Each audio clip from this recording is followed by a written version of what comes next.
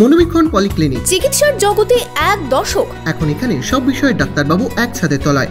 Phone করুন 7477799515 এই নম্বরে।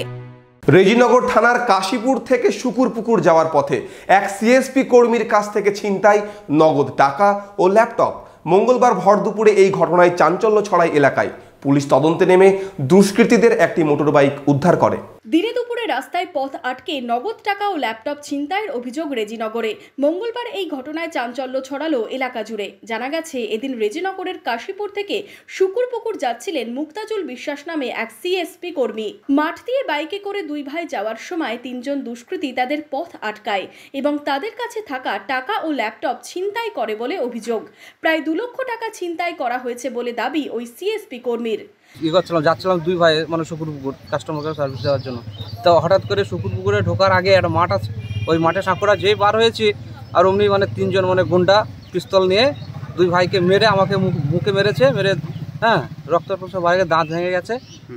মেরে আমাদের ব্যাগ ট্যাগ যা ছিল, টাকা ল্যাপটপ যা ছিল সব নিয়ে চলে গেছে। কত টাকা ছিল আনুমানিক প্রায় 2 লাখ প্লাস। প্রকাশ্য দিনের আলোয় এই ধরনের ছিনতাইয়ের ঘটনায় আতঙ্কিত এলাকার বাসিন্দারা। যদিও পুলিশের দাবি, ঘটনার তদন্তে নেমে মাঠ থেকে একটি মোটরবাইক উদ্ধার হয়েছে।